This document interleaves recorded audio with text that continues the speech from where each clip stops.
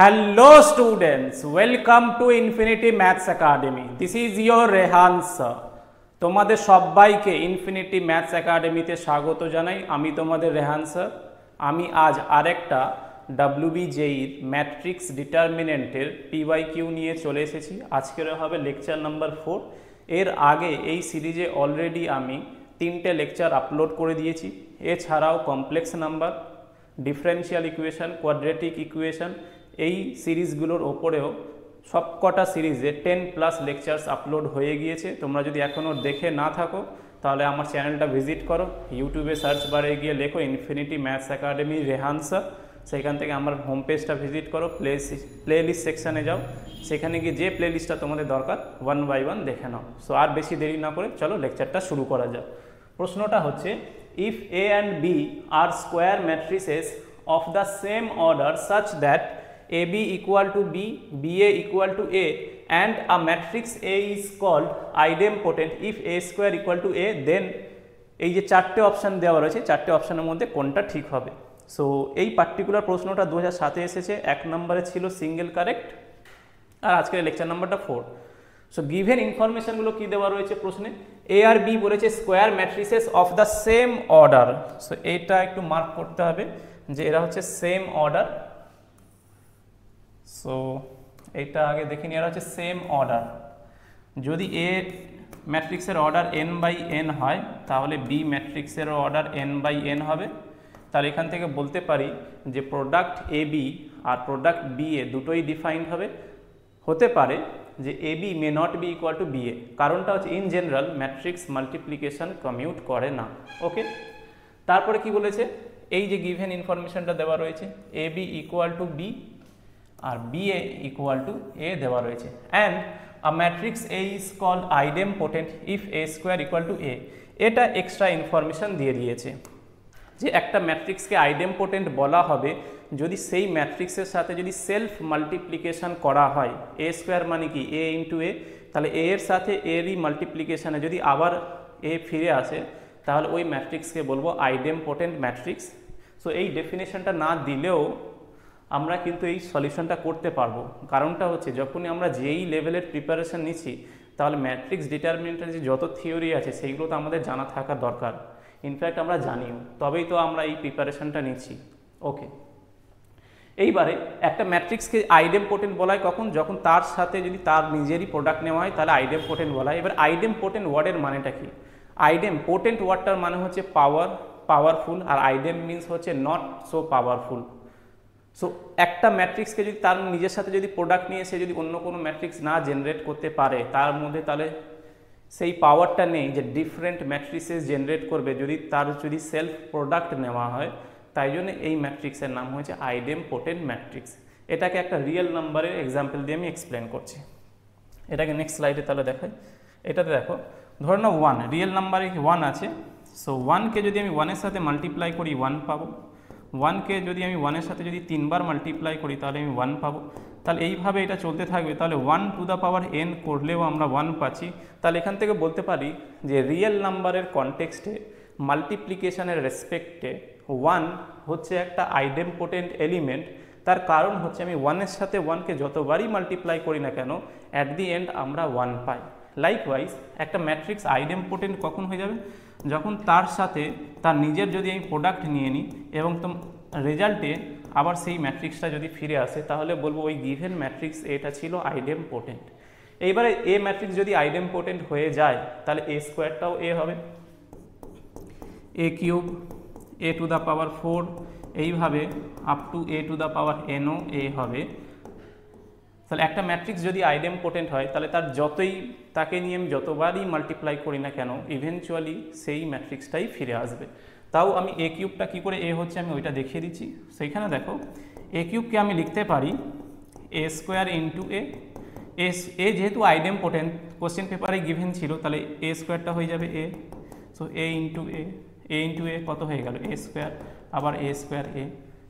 আরেকটা দেখো A to the power 4, A to the power 4কে লিখতে পারি A স্কোয়ার তার হোল স্কোয়ার, আর A স্কোয়ারটা কী হয়ে যাবে A হয়ে যাবে তার স্কোয়ার, আবার A স্কোয়ারটা কী হয়ে যাবে A হয়ে যাবে।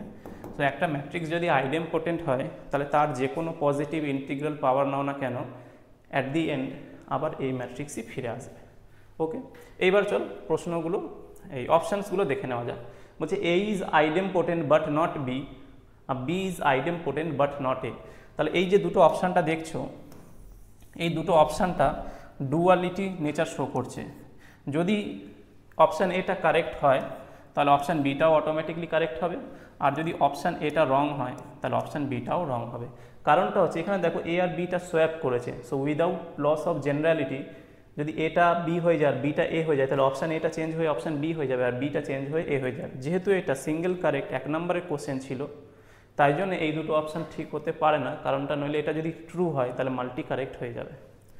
এইবার অপশান সি আর ডি এর মধ্যে কোন অপশানটা কারেক্ট হবে সেটা দেখে নেওয়া যাক। সি বলছে যে দুজনেই আইডেমপোটেন্ট নয়, আর অপশান ডি বলছে যে দুজনেই আইডেমপোটেন্ট। তাহলে এখানেও দেখো দুটো একসাথে ট্রু হতে পারে না, হয় সি হবে নয় ডি হবে, আর যেহেতু এটা সিঙ্গেল কারেক্ট যে কোনো এক্স্যাক্টলি একটা অপশানই কারেক্ট হবে। এইবারে এর সলিউশনটা আমি এখানে তোমাদের দেখাচ্ছি। সো এইখানে দেখানো যাক সেই সলিউশনটা। অলরেডি আমি গিভেন লিখে রেখেছি A B equal to B আর B A equal to A. তাহলে একটা ম্যাট্রিক্স আইডেমপোটেন্ট কখন হবে? যখন তার একটা ম্যাট্রিক্স আইডেমপোটেন্ট কখন হবে? যখন সেই ম্যাট্রিক্সের সাথে, আচ্ছা একটু দাঁড়াও, এটা রংটা কেন চেঞ্জ হয়ে যাচ্ছে। একটা ম্যাট্রিক্স আইডেমপোটেন্ট কখন হবে? যখন তার প্রোডাক্টটা তার সাথে যদি সেই ম্যাট্রিক্সটা নিজে ফিরে আসে। তাহলে আমি এ স্কোয়ারকে লিখছি এ ইন্টু এ।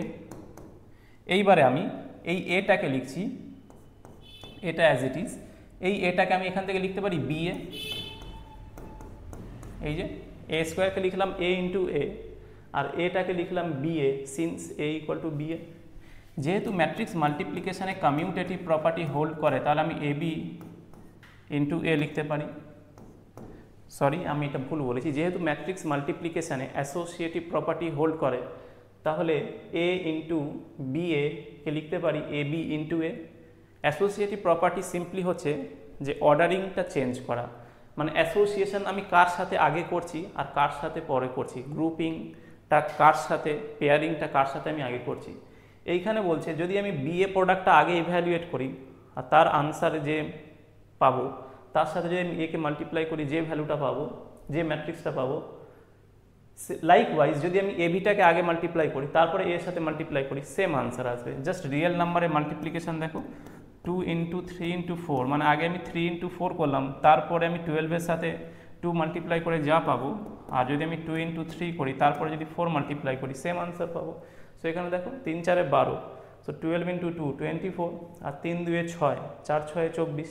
সো এটাকেই বলা হয় অ্যাসোসিয়েটিভ প্রপার্টি। সো ব্র্যাকেটের যে অ্যাসোসিয়েশন সেটা আমি কার সাথে করছি। কিন্তু হ্যাঁ, অ্যাসোসিয়েটিভ প্রপার্টিতে এলিমেন্টসের পজিশন চেঞ্জ হবে না। এখানে দেখো এ বি এ, এখানেও দেখো এ বি এ, শুধু ব্র্যাকেটের অর্ডারগুলো চেঞ্জ হচ্ছে।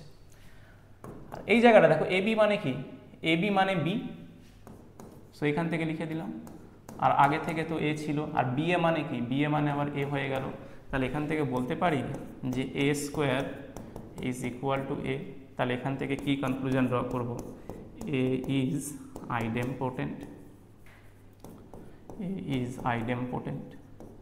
এবারে চলো, এ তো আইডেমপোটেন্ট হয়ে গেল, এবার বিটা দেখে নেওয়া যাক কি হবে। সো বি এর জন্যে লিখছি B square is equal to B into B. এইবারে বি ম্যাট্রিক্সটা কী ছিল দেখে নেওয়া যাক। সো বিটাকে আমি লিখতে পারি এ বি, বিটাকে লিখছি এ বি। চলো, সো বিটাকে লিখছি আমি A B, so B into A B. এইখানে আবার দেখো অ্যাসোসিয়েটিভ প্রপার্টি অ্যাপ্লাই করব, সো এটাকে লিখতে পারি বি এ ইন্টু বি। আবার দেখো বি এটাকে আমি কি লিখতে পারি, বি এটাকে আমি লিখতে পারি, বি এটাকে লিখতে পারি এ। সো এখানে দেখো অ্যাসোসিয়েটিভ প্রপার্টি অ্যাপ্লাই করেছি। তাহলে বি এ বি, প্রথমে ছিল বি ইন্টু এ বি, এখন করেছি বি এ ইন্টু বি। আর এটাকে লিখতে পারি বি এটাকে এ, এটা কি হয়ে গেল, এ বি হয়ে গেল। আর এ বিটা কি, এ বিটা বি ছিল না, এই যে এ বিটাকেই তো আমি বিটাকেই তো এ বি লিখেছিলাম। তাহলে এ বিটা কত, বি, এটা তো কোশ্চেন পেপারে দেওয়া ছিল। সো এখান থেকে বলতে পারি যে B square equal to B হয়ে গেল। তাহলে এখান থেকে বলতে পারি B is idempotent, B is idempotent. তাহলে এও আইডেমপোটেন্ট, বিও আইডেমপোটেন্ট, তাহলে এখান থেকে বলতে পারি both A and B are idempotent. So let's see, এবার অপশানসগুলো দেখে নেওয়া যায় যে কোন অপশানটা কারেক্ট হবে। সো এখানে দেখো অপশান এতে এ is idempotent but not B, তাহলে এটাও রিজেক্ট হবে, এটাও সেম আর্গুমেন্ট, এটাও রিজেক্ট হয়ে যাবে, নাইদার এ বি, এটাও রিজেক্ট হয়ে যাবে। So option D is the correct option, both A and B are idempotent. সো এই পার্টিকুলার প্রশ্নটাতে স্টার দিয়ে রাখা যেতে পারে, একটু কনসেপচুয়াল ছিল। সো এটাও দেখো একটা মেমোরি বেসড আর theory oriented question, paragraph question, এখানে নিউমেরিক্যাল কোনো ক্যালকুলেশন নেই কিন্তু কনসেপচুয়াল কোশ্চেন। সো এর আন্ডারস্ট্যান্ডিংগুলো খুব দরকার, এবং যখন আমি থিওরি পড়বো থিওরিতে আমি ইনডেপথ অ্যানালিসিস করব, ইনডেপথ স্টাডি করব পুরো ম্যাট্রিক্স আর ডিটারমিনেন্টের যে প্রপার্টিসগুলো রয়েছে। এখন PYQ সলভ করার জন্য যে পার্টিকুলার কনসেপ্ট বা ফর্মুলাগুলো কাজে লাগছে সেইগুলোই আমি মেনশন করে দিচ্ছি। সো আই হোপ এই লেকচারটা তোমাদের সবার ভালো লেগেছে, এবং ভিডিওটাকে শেষ পর্যন্ত দেখার জন্য তোমাদের সবাইকে ধন্যবাদ। তোমাদের সাথে আর একটা নতুন ইন্টারেস্টিং লেকচারে নেক্সট ক্লাসে নেক্সট ভিডিওসে দেখা হবে। So till then stay tuned, stay safe, stay happy, keep learning, keep growing, keep studying. Jai Hind, Bande Mataram.